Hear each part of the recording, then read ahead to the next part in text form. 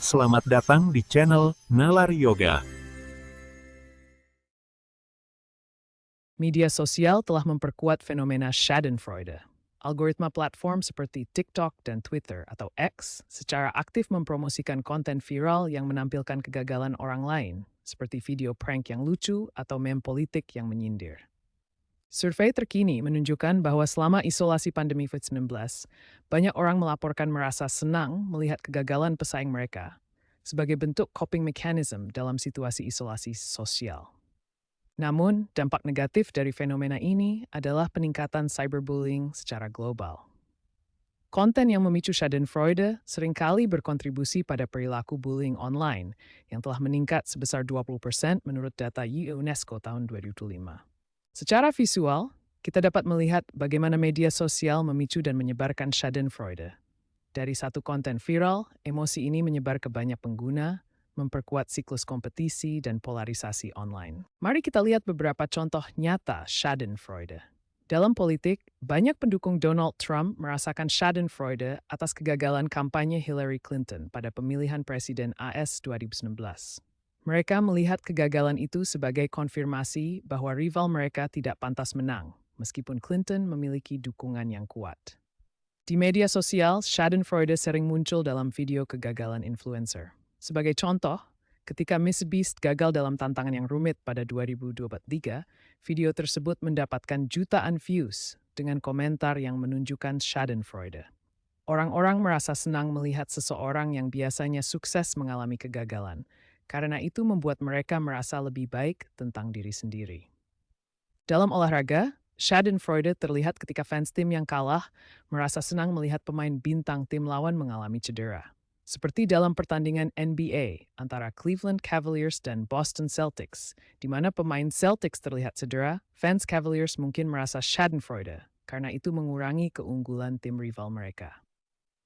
Bahkan selama pandemi COVID-19, Schadenfreude muncul ketika beberapa orang yang tidak divaksinasi merasa senang melihat mereka yang sudah divaksinasi tetap terkena COVID. Mereka mungkin melihat ini sebagai pembenaran untuk pilihan mereka, meskipun data menunjukkan vaksinasi mengurangi risiko secara signifikan. Ini menunjukkan bagaimana Schadenfreude dapat berkontribusi pada polarisasi sosial. Para ahli berpendapat bahwa Schadenfreude adalah emosi manusia universal yang ada di semua budaya dan zaman. Mari kita dengar pendapat dari beberapa ahli terkemuka dalam bidang ini. Richard Smith, penulis buku The Joy of Pain, menekankan bahwa Schadenfreude adalah emosi universal yang harus dikontrol agar masyarakat dapat hidup dalam harmoni. Ia melihatnya sebagai bagian dari sifat manusia yang gelap, namun dapat dikelola. Psikolog Amy Cuddy melihat Schadenfreude sebagai respons alami terhadap ketidakadilan. Ketika seseorang merasa diperlakukan tidak adil, mereka mungkin merasakan kepuasan saat melihat orang lain yang dianggap lebih beruntung mengalami kegagalan. Ahli neurobiologi Jack Panksepp mengaitkan Schadenfreude dengan sistem play di otak manusia. Sistem ini tidak hanya terlibat dalam permainan fisik, tetapi juga dalam dinamika sosial dan persaingan, menjelaskan mengapa kita merasa senang saat melihat kegagalan orang lain dalam konteks sosial. Secara keseluruhan, para ahli sepakat bahwa Schadenfreude adalah emosi universal yang terbentuk dari evolusi manusia dan struktur otak kita. Memahami asal-usulnya membantu kita mengelola emosi ini dengan lebih baik dalam kehidupan sehari-hari. Statistik mengejutkan menunjukkan bahwa 60% orang mengakui merasa Schadenfreude setidaknya sekali seminggu. Ini menunjukkan betapa umumnya emosi ini dalam kehidupan sehari-hari. Di kalangan remaja, 72% melaporkan kesenangan dari kegagalan teman di media sosial. Media sosial memperkuat fenomena ini dengan konten viral yang sering menampilkan kegagalan orang lain. Secara global, Schadenfreude berkontribusi pada 25% kasus bullying online. Ini termasuk cyberbullying yang dilaporkan oleh anak-anak di seluruh dunia dengan persentase tinggi dari negara seperti India dan Amerika Serikat. Studi lintas budaya menunjukkan bahwa Schadenfreude lebih tinggi di budaya kompetitif seperti Amerika Serikat dibandingkan dengan budaya kolektivis seperti Jepang. Ini menunjukkan bagaimana nilai-nilai budaya memengaruhi intensitas emosi ini. Dengan kemajuan teknologi virtual reality dan augmented reality, Schadenfreude bisa berkembang menjadi pengalaman yang lebih imersif.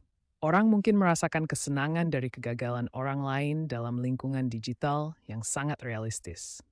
Namun, para peneliti memprediksi adanya peningkatan regulasi di platform media sosial untuk mengurangi konten toksik yang memicu Schadenfreude.